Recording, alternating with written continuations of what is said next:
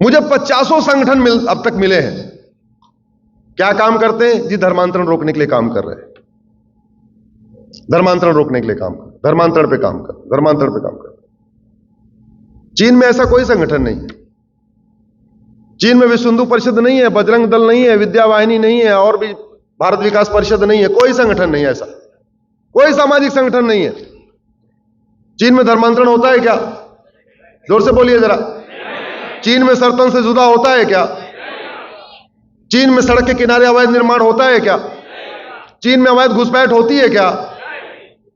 संगठन तो कोई नहीं है, फिर क्यों नहीं हो रहा है? कानून मजबूत, और कानून बनाने की कोई लागत नहीं हो। चीन हमारा भले ही दुश्मन देश कहिए या जो भी कहिए, हमारे उसके बीच में कंपटीशन है, लेकिन अच्छी बात तो सबसे सीखना चाहिए। भगवान राम ने भी रावण का वध किया, फिर रावण से शिक्षा लिया। लक्ष्मण जी को भेजा जाके बोलो कुछ सीख के आओ। भारत और चीन के शासकों के सोच में अंतर देखिए। 1947 में हम आजाद हुए, हमसे 2 साल के बाद 1949 में चीन आजाद हुआ। हम अंग्रेजों के गुलाम थे और चीन जापान का गुलाम था। हम 75 साल के बाद भी गुलामी के नाम, गुलामी के निशान, गुलामी की परंपरा, गुलामी की पुलिस व्यवस्था, गुलामी की कर व्यवस्था, गुलामी की शासन व्यवस्था, गुलामी की न्यायिक व्यवस्था, सब कुछ गुलामी वाला ढो रहे हैं। चीन 1949 में आजाद हुआ, 1950 में उसने जापानियों का नामो निशान मिटा दिया। न किसी जापानी के नाम पे सड़क, न जापानी के नाम पे मोहल्ला, न जापानी के नाम पे कोई बिल्डिंग, न कोई जापानी त्योहार, न कोई जापानी रीति रिवाज, सब खत्म। और तो और अपने इतिहास में उसने जापान को रखा ही नहीं। चीन के अगली जनरेशन को पता ही नहीं चला कि चीन कभी जापान का गुलाम था। और जब चीन अपने इतिहास में नहीं पढ़ाएगा कि हां हम गुलाम थे, तो दुनिया को क्या पड़ी है पढ़ाने के लिए?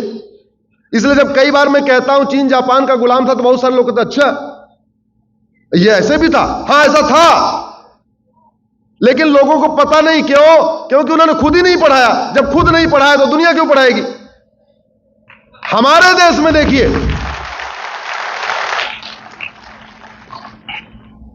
हमारे देश में देखिए, लुटेरों के नाम पे, बलात्कारियों के नाम पे, आक्रांताओं के नाम पे सड़कें हैं, मोहल्ले हैं, गलियां हैं, और तो और छोड़िए राज्यों की राजधानी भी है। और संविधान क्या कहता है? ये मेरे हाथ में भारत का संविधान है। संविधान का पहला शब्द है सोवरिन। आप कभी गूगल कर लीजिएगा, preamble of the constitution, we the people of India, हम भारत के लोग कैसा भारत बनाएंगे? पहला शब्द आता है सोवरिन। हम एक संप्रभु भारत बनाएंगे। संप्रभु, संप्रभु का मतलब है न गुलामी का नाम होगा, न गुलामी की निशानी होगी, न गुलामी की भाषा होगी, सब कुछ हमारा भारत का होगा, सब कुछ भारत का होगा।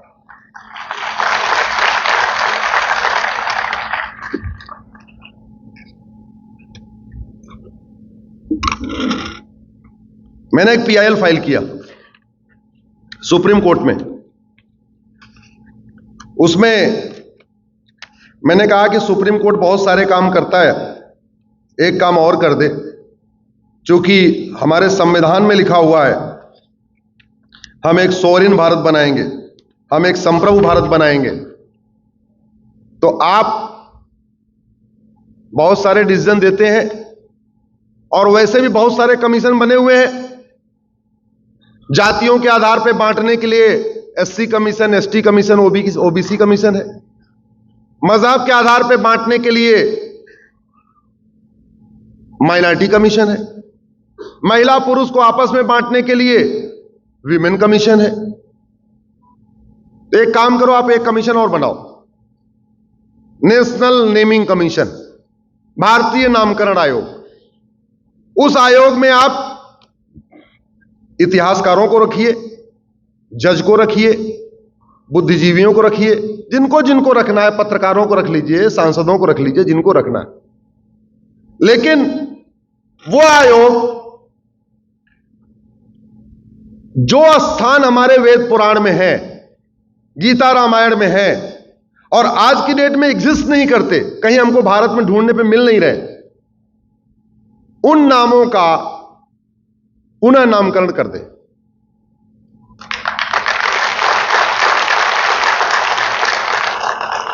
समस्या यह है, जिन स्थानों का वर्णन बाइबल में है वो आज भी उसी नाम से एग्जिस्ट करते हैं। जिन स्थानों का वर्णन कुरान में है वो आज भी उसी नाम से एग्जिस्ट करते हैं। मदीना का वर्णन है तो मदीना है, मक्का का वर्णन है तो मक्का है। लेकिन जिन स्थानों का वर्णन हमारे वेद में है, पुराण में है, गीता में है, रामायण में है, वो आज की डेट में भारत में एग्जिस्ट नहीं करते, वो मिल ही नहीं रहे। और चूंकि वो स्थान नहीं मिलते, इसलिए हमारे बच्चों को यह सिखाया जाता है रामायण एक काल्पनिक घटना है, महाभारत एक काल्पनिक घटना है, और हमारे बच्चे धीरे धीरे इसको मानने भी लगे हैं। मैंने उसमें क्वेश्चन ऑफ लॉ फ्रेम किया। हमने कहा राइट टू आइडेंटिटी हमारा फंडामेंटल राइट है, इसलिए वेद पुराण गीता रामायण में जिन स्थानों का वर्णन है उनका पुनः नामकरण होना चाहिए। राइट टू डिग्निटी हमारा फंडामेंटल राइट है, सम्मान के साथ जीना। हम संप्रभु भारत हो चुके हैं, हम स्वतंत्र भारत हो चुके हैं, इसलिए जिन स्थानों का वर्णन वेद पुराण में है उनका पुनः नामकरण होना चाहिए। राइट टू रिलीजन हमारा फंडामेंटल राइट है। तो फंडामेंटल राइट तो तब पूरा होगा ना कि जो हमारे महाभारत में विराट है वो विराट हमें मिलना चाहिए।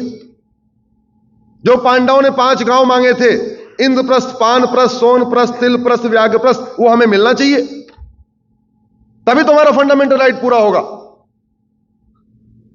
राइट टू कल्चर हमारा फंडामेंटल राइट है, राइट टू ट्रेडिशन हमारा फंडामेंटल राइट है, राइट टू आइडेंटिटी हमारा फंडामेंटल राइट है, राइट टू डिग्निटी हमारा फंडामेंटल राइट है।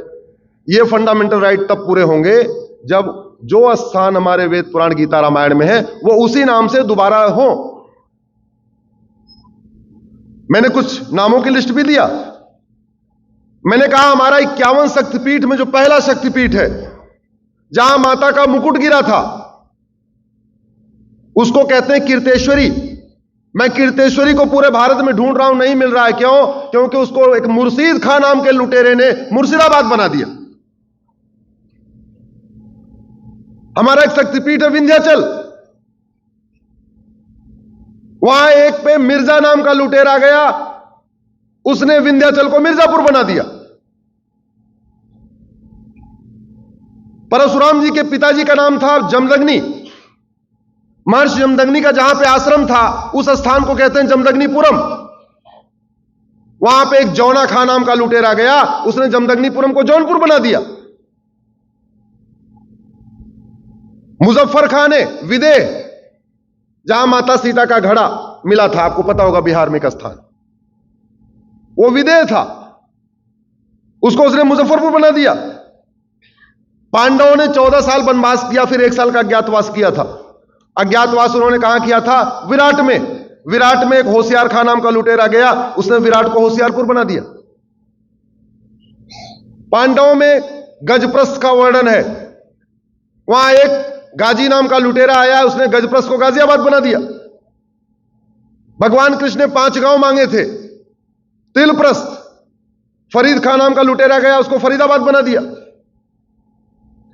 इंद्रप्रस्थ दिल्ली कहलाता है, सोनप्रस्थ सोनीपत कहलाता है, पानप्रस्थ पानीपत कहलाता है, व्याघ्रप्रस्थ बागपत कहलाता है। इसी तरीके से बेगू खान ने अजातशत्रु नगर को बेगूसराय बना दिया। शरीफुद्दीन ने नालंदा बिहार को बिहार शरीफ बना दिया। दरभंग खान ने द्वारभंगा को दरभंगा बना दिया। हाजी शमसुद्दीन ने हरिपुर को हाजीपुर बना दिया। जमाल खान ने सिंहजानी को जमालपुर बना दिया। और अहमद शाह अब्दाली ने, जिसने यहां मंदिर भी तोड़ा था, उसने हमारे कर्णावती को अहमदाबाद बना दिया।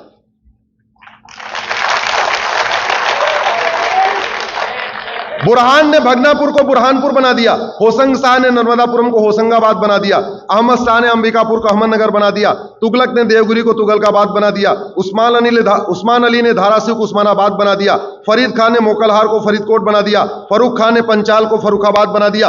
अब आप सोचिए, हम सब कहते हैं पांचाली, द्रौपदी। अब मैं द्रौपदी का जन्म स्थान ढूंढ रहा हूं। महाभारत में लिखा है पांचाल नरेश की पुत्री थी, पांचाल एक राज्य था, लेकिन पांचाल हमें नहीं मिल रहा है। क्यों? क्योंकि फर्रुख खान नाम के लुटेरे ने उसको फर्रुखाबाद बना दिया। मुराद खान ने रामगंगानगर को मुरादाबाद बना दिया, मुजफ्फर खान ने लक्ष्मीनगर को मुजफ्फरनगर बना दिया, शाहजहां ने गोमतीनगर को शाहजहांपुर बना दिया, बख्तियार खिलजी ने नालंदा को बख्तियारपुर बना दिया, करीमुद्दीन ने करीमनगर बना दिया, महबूब खान ने महबूबनगर बना दिया, अली मीर जाफर ने अलीपुर बना दिया, भाग्यनगर को हैदराबाद बना दिया, इंदौर को निजामाबाद बना दिया, भिटौरा को फतेहपुर बना दिया, हरिगढ़ को अलीगढ़ बना दिया, अंबिकानगर को अमरोहा बना दिया, आर्यमगढ़ को आजमगढ़ बना दिया, जसनौल को बाराबंकी बना दिया, गाजीपुर को गाजीपुर बना दिया। ऐसे मैंने 100 नामों की लिस्ट दिया था। हम कह रहे हैं सोवरिन, हम एक संप्रभु भारत है, और हमारे स्थानों का नाम, जिलों का नाम, राज्यों का नाम, सड़कों का नाम, कस्बों का नाम उनके नाम पे चल रहा है जो जिन्होंने आके भारत को लूटा, हमारे पूर्वजों को मारा, हमारी माताओं के साथ बलात्कार किया, हमारी बहन बेटियों ने आत्महत्या किया, हमारी माताओं ने जौहर किया। उनके नाम पे सड़क मोहल्ले गलियां चल रही है, लेकिन ये इसलिए चल रही हैं क्योंकि आप सब लोग जातियों में बटे हुए हो। कोई जैन बना हुआ है, कोई बौद्ध बना हुआ है, कोई सिख बना हुआ है, कोई पटेल बना है, कोई गुप्ता बना है, कोई यादव बना है, कोई शर्मा बना है, कोई कुछ बना है, कोई कुछ बना है।